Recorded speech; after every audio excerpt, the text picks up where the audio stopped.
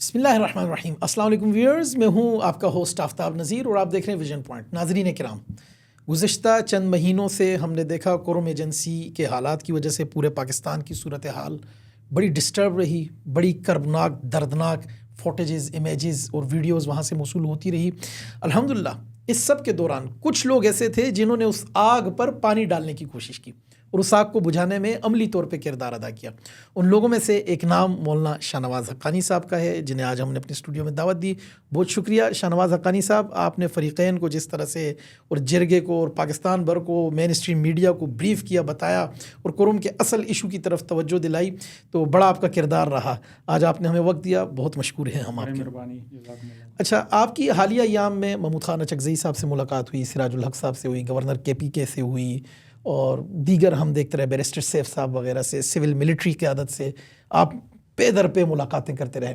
آپ کو نظر آ رہا ہے آپ کی ان کوششوں کاوشوں کے کوئی اثرات رمضان یا عید تک رہیں گے؟ کوئی کرم پڑا چنار والے لوگ کوئی سکھ سے رمضان گزاریں گے، کوئی عید کا جو ہے اپنوں میں کوئی آرام سکون سے وقت گزار سکتے ہیں؟ بسم اللہ الرحمن الرحیم. سب سے پہلے آپ کی انتہائی ممنون و مشکور ہیں کہ آپ نے ہمیں اپنا قیمتی ٹائم دیا اور کرم کے حالات پہ آپس میں ہمارے جو مسائل ہیں، مشکلات ہیں، وہ تھوڑا ڈسکس کر سکیں.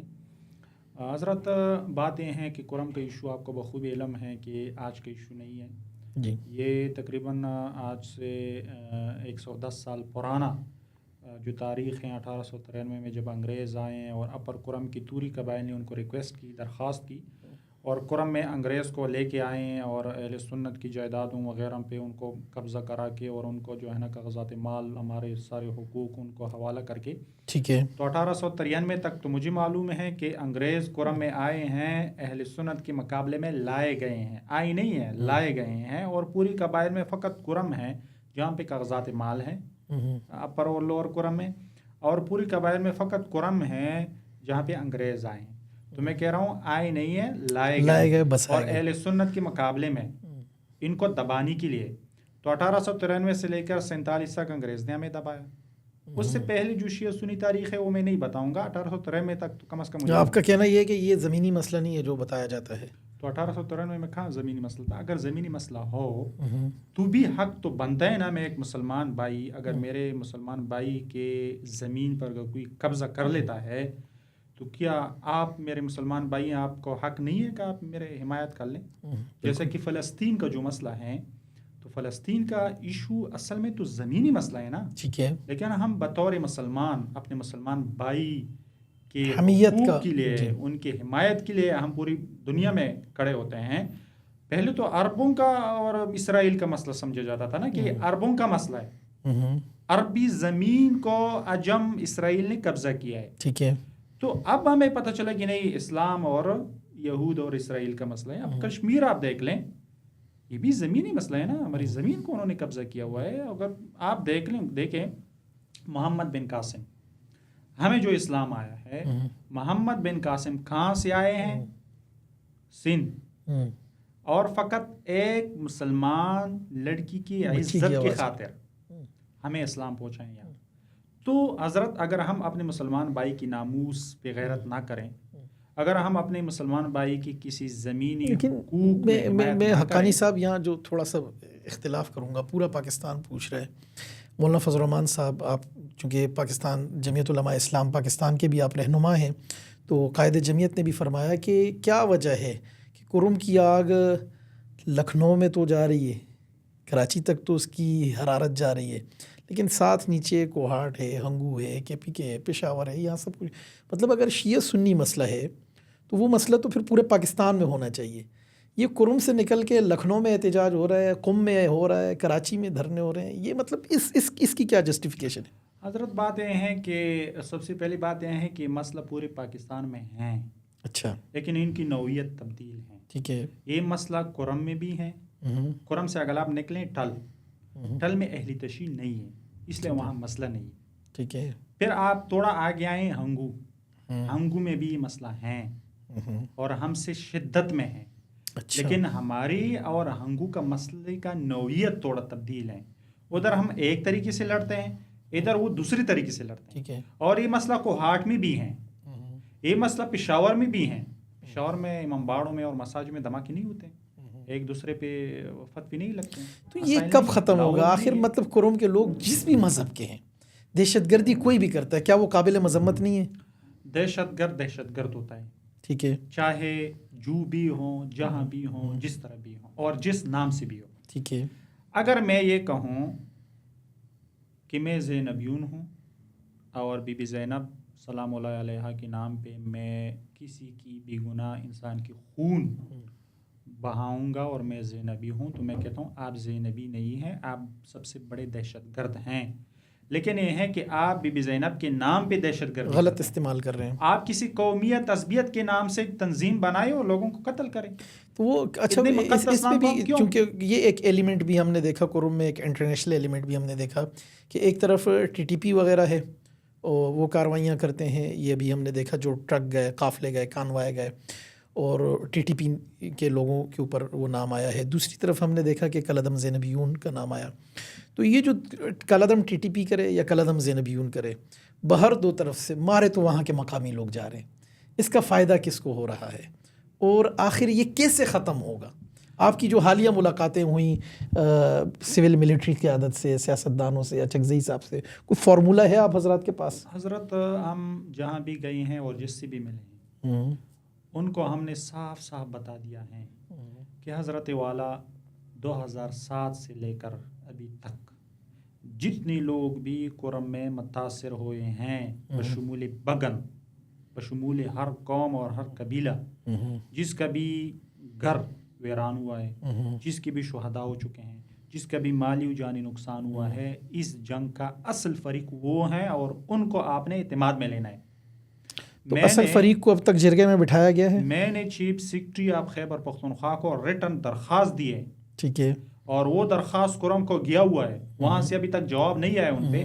میں نے کہا حضرت بات یہ ہیں کہ جو اصل فریق ہیں، جن کا اصل نقصان ہوا ہے، جو برباد ہوئے ہیں، اور جو اصل متاثرہ فریق ہیں، آپ ان کو لائیں، ان کے ساتھ بیٹھیں، ان کا سنیں، ان کی شکایات کا ازالہ کریں، ان کے نقصانات کا ازالہ کریں. اس کے بعد ضلع کرم میں امن آئے گا. اب کرم میں میرا گھر بھی سلامت ہے اور میرے بال بچے اور میری خاندان بھی سلامت ہے. مجھے شیعہ سنی جنگ میں کوئی خراش بھی نہیں آئی ہے اور میں گرینڈ جرگی کا ممبر بنوں اور وہاں بیٹھوں اور وہاں میں سائن بھی کروں، دستخط بھی کر لوں. تو آگے سے وہ جو متاثرہ فریق ہے وہ میرے ساتھ مانے.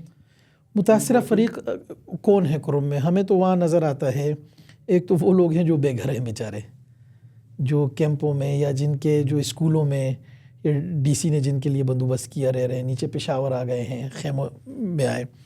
ایک وہ لوگ ہیں جو وہاں رہ رہے ہیں اور مار بھی کھا رہے ہیں اور اپنے گھروں کو چھوڑ بھی نہیں رہے. اور ایک وہ ایلیمنٹ ہے جو انٹرنیشنل ایلیمنٹ میں نے بتایا، خواہ وہ ٹی ٹی پی کے ہوں، خواہ زینبیون کے ہوں، کوئی گلگت سے لڑنے آ رہا ہے، کوئی افغانستان سے لڑنے آ رہا ہے. تو کرم کے اصل تو متاثرین وہ ہیں جو بیچارے مار کھائے ہیں. تو ان متاثرین کو کون ریپریزنٹ کرتا ہے؟ دیکھیے، پڑا چنار بازار میں ہمارا ایک مستقل انجمن ہوا کرتا تھا، انجمن فاروقیہ. جی. مستقل نظم تھی. جی. وہاں مستقل ہماری ایک مرکزیت تھی. وہاں اب بھی ہمارا ایک جامع مسجد ہے. وہاں ان کی کمیونٹی ہے. ان کی اب بھی ان کی اپنی کمیونٹی ہے، ان کی اپنی سسٹم ہے، اپنی کمیٹی ہے، اپنے ارکان ہیں، اپنی انجمن ہیں. تو اب بھی بحال ہیں. پڑا چنار بازار سے لے کر بگن بازار تک ان کے درمیان ہمارے 62 اہل سنت گاؤں کو 62 ویلیجز یہ اہل تشیع نے اپنے علاقوں سے بدر کر کے نکال کے ان کے گاؤں کو لوٹ کر اور ان کے پاس جلایا ہے. یہ چیز ریکارڈ پہ ہے. یہ لاکھوں لوگ ہیں، آن دا ریکارڈ ہیں. یہ لاکھوں لوگ ہیں. پرسوں جو ڈی سی نے اسٹیمیٹ لگایا اور وزیر اعلیٰ کو انہوں نے بھیجا ہے، اس میں انہوں نے لکھا ہے کہ بگن بازار میں صرف بگن بازار میں 60 کروڑ کا نقصان ہوا ہے. حالانکہ ہمارے اسٹیمیٹ کے مطابق یہ بہت کم انہوں نے لگایا ہے، لیکن پھر بھی صرف بگن کا 60 کروڑ کا نقصان ہے. اب اگر صرف بگن ایک گاؤں ہے، ان کے ساتھ 61 گاؤں کا اور بھی جمع کریں تو یہ اربوں نہیں کروڑوں ڈالر کا نقصان اہل سنت کا ہوا ہے. پھر بھی لوگ کہتے ہیں کہ امن لائے. امن ہمارے ہاتھ میں نہیں ہے. امن ضلع کرم کے اہل تشیع توری قبائل کے ہاتھ میں ہے. وہ امن لاتے ہیں کرم میں یا نہیں لاتے ہیں. ہم نے تو مار کھائی ہے، ہم نے تو نقصان اٹھائے ہیں، ہم نے تو جنازے اٹھائے ہیں، ہمارے گاؤں اور ہماری یہ زمینیں جو تو ان کے قبضے میں کانوائے ہیں، یا ہم کیسے ٹرک یا منائیں؟ راشن یا خوراک جا رہا ہے لوگوں کے لیے، انسان ہے نا جی، ہم تو کہتے ہیں کہ کوئی بھی مذہب ہے ان کا، انسان ہے، ان کے لیے اگر ٹماٹر جا رہے ہیں، راشن جا رہا ہے، اسے کیوں لوٹا جا رہا ہے؟ کون وہ اٹیکس کون کر رہا ہے؟ دیکھیے بات یہ ہے کہ سب سے پہلے بات یہ ہے کہ انسان ہے، انسانیت ہونے کے ناطے ان کو ابھی تک 10-15 کانوائی چلی گئی ہیں، ٹھیک کوئی ہے، یہ نہیں کہتا ہے، نہ آپ مجھ سے سوال پوچھتے ہیں کہ اتنے کانوائیاں چلی گئی ہیں بحفاظت صحیح سلامت، ہم آپ کا شکریہ ادا کرتے ہیں، نہ حکومت نے ہمارا شکریہ ادا کیے، نہ اہل تشیع نے ہمارا شکریہ ادا کیے.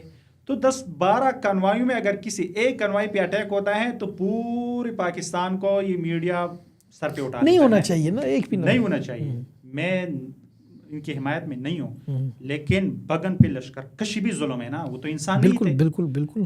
پڑا چنار کو وہاں سے نکال کے مہاجر بنا کے متاثرین کر کے وہ یہاں کیمپوں میں رہ رہے ہیں. اپر کرم کی منگل، مقبل، خاروٹی، جادران، غلجے وغیرہ تمام اقوام کو وہاں سے بڑی بے دردی کے ساتھ نکال دیا. ان کے ہزاروں ایکڑ زمین ان سے رہ گیا، باغات، ان کے پہاڑ. بوشہرہ ایک بوشہرہ ہے، ایک بوشہرہ، باوجود یہ کہ بوشہرہ بنگش قوم کی ملکیت ہے. اور اپر کرم میں اہل تشیع کی جو بنگش قوم ہے اور ہمارے اہل سنت کی جو بنگش قوم ہے، ان کا قومیت ایک ہے. فقط میں کہہ رہا ہوں انجمن حسینیہ کی جو سیکٹری ہیں وہ خود بھی بنگش ہے. جی میں نے ان کو کہا حضرت والا اگر میں خدا نہ کرے کسی بنگش کو میں گالی دوں تو اگر اہل سنت والا آپ مجھے کچھ کہیں یا نہ کہے، یا اپنا اہل سنت والا مجھے تپڑ مارے گا کہ آپ ظاہر نے ہے، قوم ایک ہے. قومیت ہے نا. میں نے کہا خدا کا خوف کرے، بشہرہ آپ کا قوم ہے، میرا نہیں ہے. ٹھیک ہے، میرے اہل سنت ہیں، میرا اہل سنت بھائی ہیں، لیکن قوم آپ کا ہے. آپ اپنے قوم پہ کیوں رحم نہیں کرتے ہیں؟ تو اگر آپ کی قومیت ہونے کے باوجود کہ آپ کا قوم ہے پھر بھی آپ ان کو برداشت نہیں کر رہے ہیں، تو اس سے معلوم ہوا کہ مسئلہ شیعہ سنی کا ہے، قومیت کا نہیں ہے، زمینی تنازع نہیں ہے. آپ اپنے قوم میں بھی اگر آپ کا اپنا چچا زاد بھائی بھی سنی ہو، آپ ان کو بھی مارتے ہیں، تو شیعہ سنی کا مسئلہ ہے نا. آپ بشہرہ کیوں برداشت کیسے نہیں یہ کریں؟ آگ ختم ہوگی؟ ہم تو دیکھ رہے ہیں کہ ابھی شام کا جو حالیہ ہوا ہے معاملہ، اس میں وہاں زینبیون سٹیپ ڈاؤن ہوئی، عراق آئی، عراق سے وہ لوگ ایران آئے، ایران سے کہا یہ جا رہا ہے، سننے میں آ رہا ہے کہ پڑا چنار بھی شاید وہ دہشت گرد آ رہے ہیں کالعدم تنظیم کے.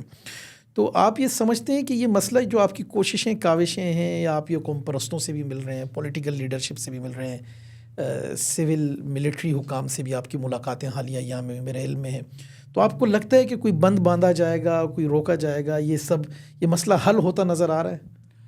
حضرت بات یہ ہے کہ اگر یہ زمینی تنازع ہیں اور یہ فقط کرم تک محدود ہیں اور ان کی آگ آنگو اور کوارٹ تک نہیں آتی ہے، تو پھر میں آپ سے پوچھنا چاہتا ہوں کہ آگ پھر شام اور عراق کیسے گئی؟ یہ اگر ہماری زمینی تنازع ہوتا تو شام میں زمینی تنازع ہیں، وہاں بھی تو شیعہ سنی ہوتے رہتے تھے نا 40 سال. 40 سال. بات یہ ہے کہ کرم سے اگر یہ زمینی تنازع ہیں تو 5000 اہل تشیع ضلع کرم کا کیا کام ہے کہ وہ یہاں کرم سے جاتے ہیں اور شام میں اہل سنت کے ساتھ لڑتے اور اب ہیں. وہ واپس آ رہے ہیں، ایک اور مصیبت پڑ گئی. یہ تو عربوں کا مسئلہ ہے نا، شام کا مسئلہ ہے، دونوں جانب شیعہ ہیں، سنی ہیں، عرب ہیں. عجم کا کیا کام ہے اس میں؟ پاکستان کا کیا کام ہے؟ کیا شام ابھی موجودہ حکومت ہے؟ جی وہ ہم سے پوچھنے کا حق نہیں رکھتے ہیں کہ پاکستان سے پوچھیں کہ 10 سال شام میں ہمیں جتنا ذلیل کرایا اور آپ کے پاکستان سے جی زینبیون آتے رہیں اور ہمیں مارتے رہیں، وہ اب عراق بارڈر پہ جمع ہو گئے، اب ادھر پڑے ہیں ایران میں، ان کو واپس پاکستان لا رہے ہیں. جی لائے جا رہے ہیں. وزارت خارجہ سے کافی بقایا. پریشانی بنی اور بدقسمت یہ ہے کہ ہمارے کرم کے منتخب نمائندہ وزارت خارجہ جاتا ہے اور وہاں سے انوسی لیتا ہے کہ ہمارے 5000 زینبیون وہاں پڑے ہیں ایران میں، شام سے واپس انہوں نے مار کھائی ہے اور بی بی زینب کا مزار رہ کے اب زینبیون یہاں آتے ہیں پاکستان. آپ اجازت دیں، یقیناً ایک الارمنگ سچویشن ہے. اگر آپ یہ کہنے کا حق رکھتے ہیں کہ افغانستان سے لوگ آتے ہیں تو کیا شام یہ حق نہیں رکھتا ہے کہ آپ کے بارڈر سے ایران کیوں لوگ جاتے ہیں اور پھر شام کیسے آتے ہیں؟ تو یہ ہم بین الاقوامی سطح پہ دنیا کو کیا منہ دکھائیں گے؟ ہم سعودی عرب کو کیا منہ دکھائیں گے؟ آپ یہاں آپ کے مسافر بیچارے سعودی عرب میں مزدوری کرتے ہیں اور اربوں کربوں روپے پاکستان منتقل کراتے ہیں، آپ اسی سعودیہ کے خلاف آپ کے لوگ جاتے ہیں اور شام میں. تو یہ ہمیں سوچنا چاہیے اس بات پہ، ہم نے اپنے گریبان میں سوچنا چاہیے اس حوالے سے کہ یہ زینبیون یہاں پاکستان سے گئے ہیں، اب اس کا حل یہ ہے. آپ نے کہا نا کہ قرآن میں امن کیسے آئے گا، اس کا فقط یک نکاتی حل ہے، اور ہم نے بار بار کیا ہے، کیا ڈیمانڈ کی ہے ہم نے ایپیکس کمیٹی کے فیصلے کے مطابق ڈی ویپنائزیشن. بالکل. قرآن کو ہر قسم کے اسلحے سے پاک کیا جائے، فوجی آپریشن کیا جائے. باجوڑ، مومن، خیبر وزیرستان میں فوجی آپریشن ہو سکتا ہے، سوات اور ملاکنڈ ڈویژن میں ہو سکتا ہے، ہنگو میں فوجی آپریشن ہو سکتا ہے. تو کرم میں، لوور اور سینٹرل کرم میں فوجی آپریشن ایک نہیں 3 دفعہ ہو سکتا ہے. تو فقط ایک حصہ ہے جس کو میں پاکستانی پنشیر کہتا ہوں. جیسے کہ افغانستان میں ایک ٹکڑا تھا نا پنشیر، جی، شمالی علاقے اپنی مطلب ایک ریاست تھی اور ڈائریکٹ ان کے ہاتھ تھے باہر دنیا کے ساتھ، فرانس اور دیگر ممالک کے ساتھ. تو پڑا چنار ایک پاکستانی پنشیر ہے. تو اس پنشیر کا، پڑا چنار کا آپریشن کیوں نہیں کیا جا سکتا؟ جب تک آپ نے پڑا چنار کا ملٹری آپریشن نہ کیا ہو، جب تک پڑا چنار کو آپ نے اسلحہ سے خالی نہ کیا ہو، یہ شیعہ سنی جنگ جاری رہے گا، جاری رہے گا، جاری رہے گا. بہت شکریہ جناب شاہ نواز حقانی صاحب، آپ نے ہمیں وقت دیا. ناظرین کرام، آپ نے دیکھا شاہ نواز حقانی صاحب نے یک نکاتی فارمولہ رکھا، اور روز اول سے یہ پورے پاکستان کی آواز ہے. پاکستان بھر سے جتنے بھی انٹلیکچوئلز ہیں، میڈیا پرسنز ہیں، یا جو لوگ اس مسئلے کا حل چاہتے ہیں، وہ یہی مطالبہ رکھ رہے ہیں کہ ڈی ویپنائزیشن، کرم کو اسلحے سے پاک کیا جائے، فوجی آپریشن کیا جائے. ایپیکس کمیٹی نے جو چیزیں طے کی ہیں، جو ایجنڈا تھا اور جو چیزیں وہاں طے پائی ہیں، ان کے مطابق کرم ایجنسی کے مسئلے کا حل نکالا جائے. ہم دعا کرتے ہیں کہ اللہ تعالیٰ رمضان المبارک کی مبارک ساعات ہوں یا عید جیسا ایونٹ کرم ایجنسی کے مسلمانوں کے لیے خیر و برکت کا باعث بنائے، اور یہ فتنہ، یہ آگ، یہ شر ختم ہو. دیکھتے رہیے ویژن پوائنٹ.